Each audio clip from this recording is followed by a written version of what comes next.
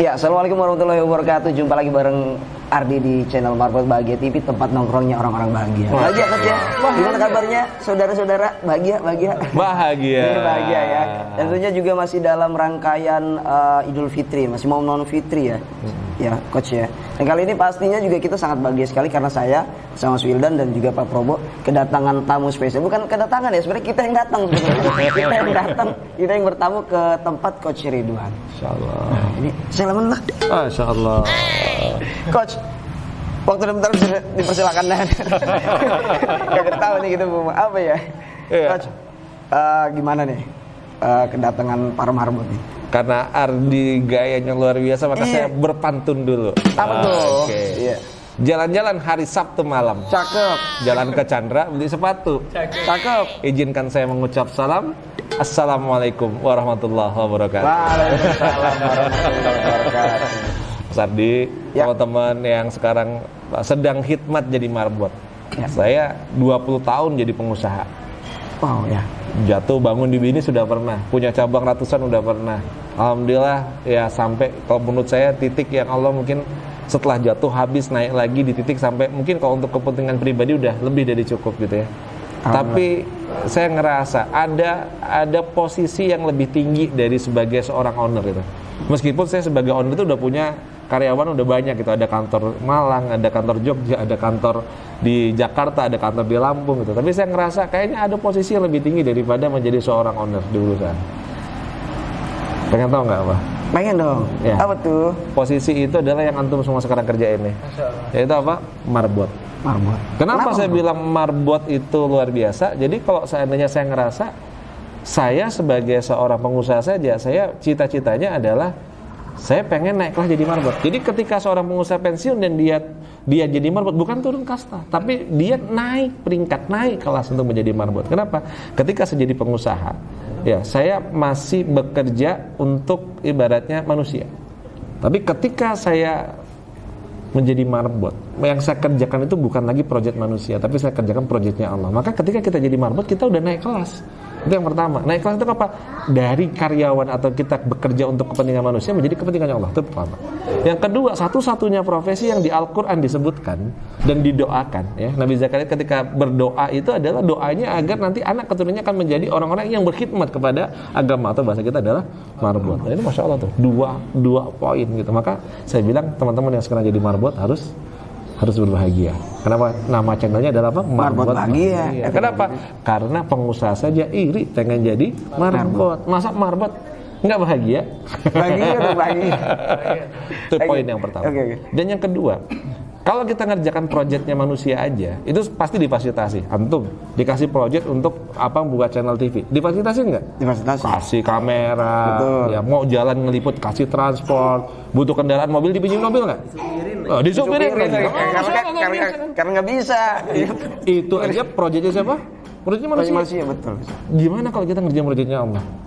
Manusia aja itu kita ngasih fasilitas kayak gitu. Kalau Allah yang kira-kira mengirim kita, menugaskan kita atau memakai tubuh kita untuk mengerjakan proyeknya, Masya Allah pasti akan difasilitasi lebih dari cukup. Ya, jadi saya ngerasa betul ya ketika saya mulai menggeser ya, sebagian besar perusahaan saya sahamnya saya berikan kepada masjid, kepada pondok. Saya mulai bangun beberapa rumah Quran, saya bangun pondok pesantren di sini gitu ya. Bukannya kurang, tapi Allah malah lipat gandakan. Begitu banyak kemudahan-kemudahan yang Allah beri. Bahkan rizki itu diantar sama Allah gitu. Dan itu memang benar-benar kalau kita yakin itu benar-benar real akan terjadi. Maka menurut saya kebahagiaan terbesar itu kadang bukan hanya ketika kita punya banyak uang, tapi kebahagiaan terbesar ketika kita mampu menyelaraskan untuk apa kita diciptakan. Ketika kita mampu dipilih sama Allah untuk tubuh kita dipakai untuk kepentingan Allah. Nah, disitulah kebahagiaan terbesar. Maka kalau pengen jadi marbot yang bahagia, udah mikir ya, jangan mikir apa yang bisa saya dapatkan, tapi mikirnya adalah Allah suka nggak dengan yang kita kerjain, karya saya ini Allah ridho nggak gitu, manfaat nggak. Tapi kalau itu kita sudah bisa ngelarasin sama keinginan Allah, terus maka Masya Allah tuh kebahagiaan itu akan ngalir.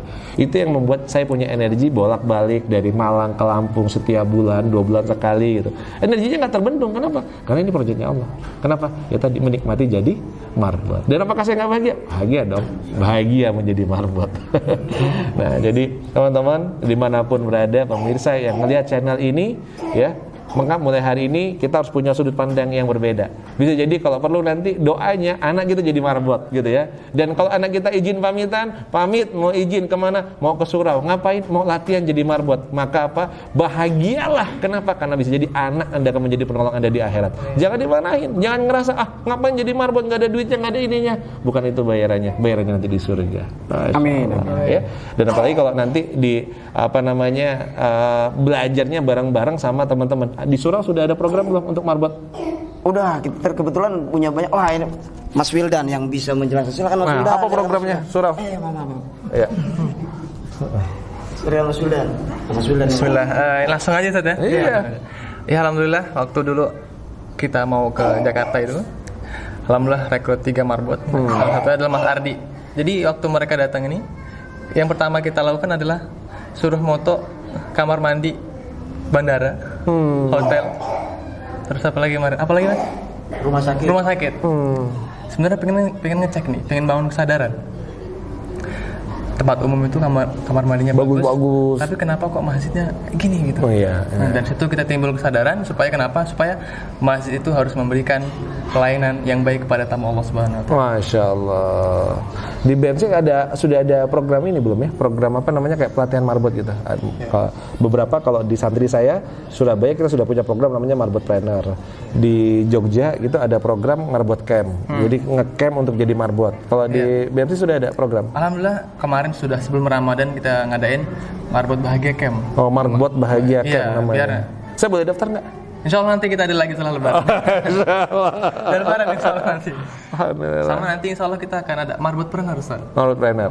Jadi ibaratkan kita titahnya satunya Abdurrahman bin Auf, satunya Bilal bin Rabah gitu. Masya Allah. Jadi ada yang mencari duit, ada yang mengabdi kepada guru-guru kita. Masya Allah. Pengen tahu lebih lanjut, ikutin terus channel Marbot Bahagia TV. Masya Allah. Ya. Dan kita juga ternyata waktu di surau Ustaz, itu waktu pertama masuk karena dibentuk sebagai pengennya menjadi marbot pro. Apa sih marbot pro? Marbot yang punya berbagai macam kompetensi.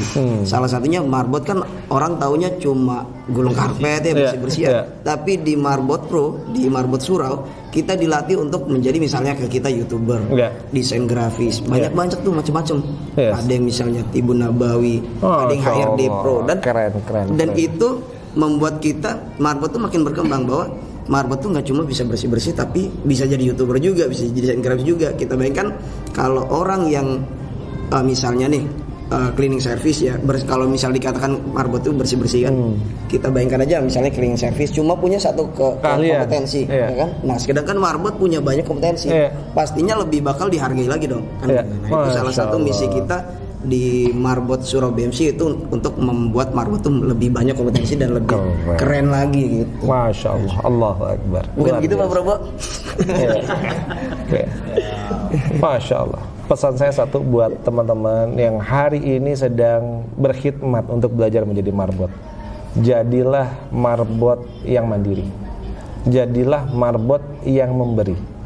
Jadi jangan sampai kita menjadi brand ambassador tidak baik buat agama kita.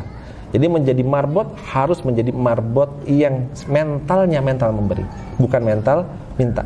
Saya marbot juga, marbot beberapa masjid. Tapi ketika saya datang ke sini, saya nggak minta dari masyarakat. Apa yang bisa kita lakukan? Kita berbagi. Buat pasar bahagia, kita bagi-bagi beras berkah, kita bagi apa yang lainnya. Karena kehadiran seorang marbot itu bukan hanya sekedar ngurus bersih-bersih. Kalau perlu, marbot bisa merekrut cleaning service. Kalau perlu, marbot bisa menggaji cleaning service. Ya, kenapa? Karena sejatinya marbot itu adalah pengelola, mengelola, memakmurkan masjid, memakmurkan pondok, memakmurkan rumah Allah. Maka jadilah marbot yang kita mentalnya mental memberi, bukan mentalnya mental meminta. Nah, kalau kita sudah bisa menjadi marbot yang mentalnya adalah mental memberi, maka insya Allah orang akan cinta, orang akan suka, dan orang akan datang. Nah, maka jadilah marbot-marbot yang mandiri, jadilah marbot-marbot bermental memberi, jadilah marbot-marbot yang membahagiakan banyak orang. Dengan demikian, maka kita pun akan ikut bahagia. Jadi kalau pengen jadi marbot yang bahagia, maka bahagiakan orang banyak di luar sana.